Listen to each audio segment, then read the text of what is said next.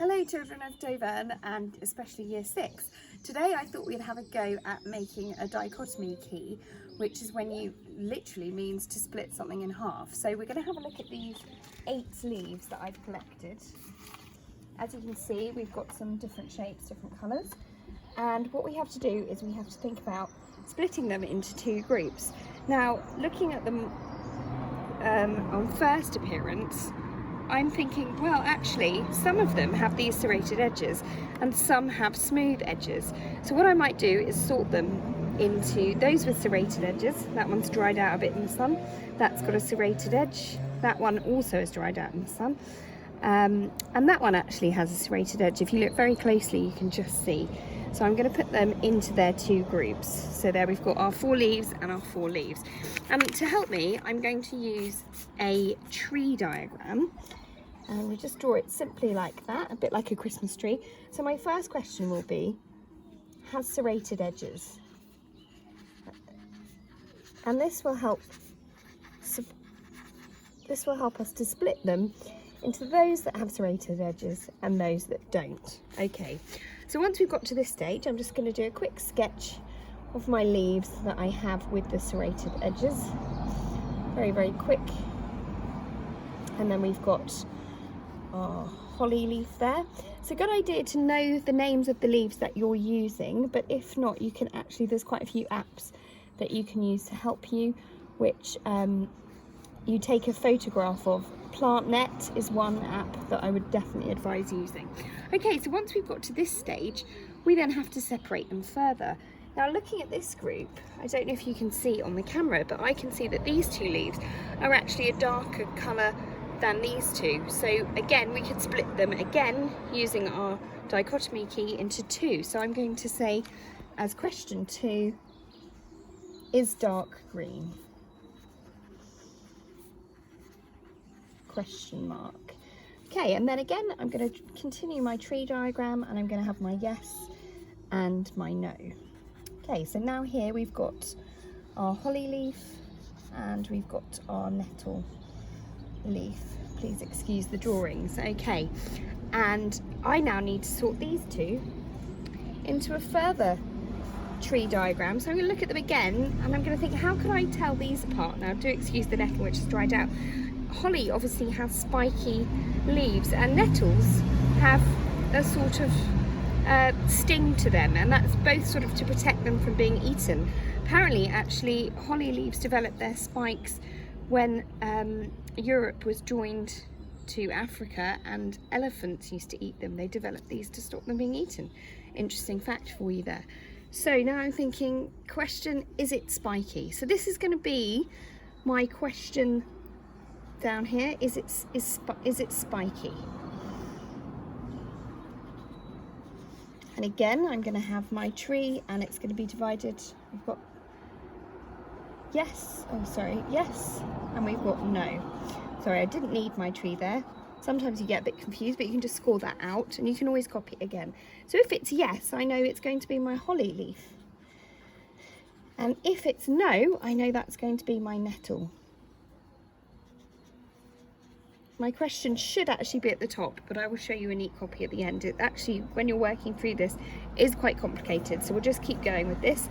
Back to our other 2 that we haven't sorted. How could we now sort these into 2 separate classifications? How could we classify them? Well, one of them, if you might notice, is quite round, so our question could be, is it round? And this is where your question should be written. Is it round in shape, if you like, or you can use a short version. And again, we've got our yes and we've got our no. Now the yes one is going to show us that it's actually a common pennywort word. And over here we've got, this is actually a hydrangea leaf. Excellent.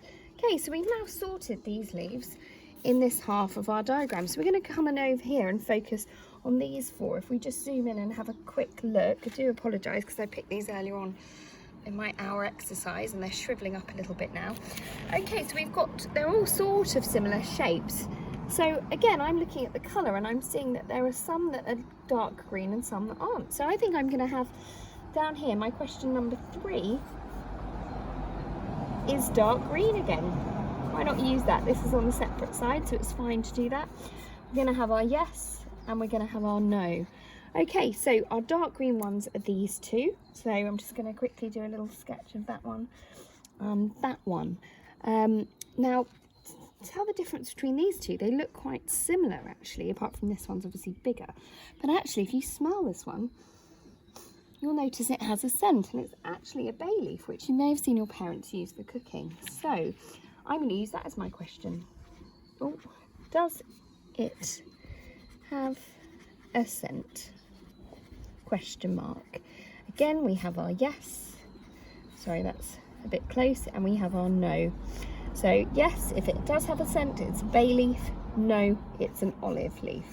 Excellent. So it just leaves us with these two, our last leaves now. And looking at this one, you could see quite clearly earlier that it's actually 2 colours. So in the world of science, that's called variegated. So is it variegated, which means is it more than 1 colour? And again, we're going to have our yes and we're going to have our no. And our yes, the one that is of 2 colours variegated, is privet, and the one that isn't is a laurel leaf. So as they used to say in Blue Peter, here's one I made earlier, which is a little bit neater, and I've also numbered the questions. Now, to support your tree diagram, you can also do your dichotomous key using questions here. So you start with number 1 and you say, do they have serrated edges? If yes, you go to question 2. If no, you go to question 3. Then are they dark green? If yes, go to question 4. If no, go to question 5. So that's another way of doing it as well. Now, the reason that we classify things in science, and particularly in biology, is to group things, organisms, objects, or things, and to be able to identify those organisms. Charles Darwin used to use that, as we know, in the Galapagos Islands. He looked at tortoises and how the tortoises who lived in the lush grasslands, they had a different shell to those who lived in the arid habitats and needed to reach up to get the cactus flowers. So if you're not sure what to do with plants, you could try doing it with animals. You could even do it with your toys, but just have a go at doing your own dichotomous key.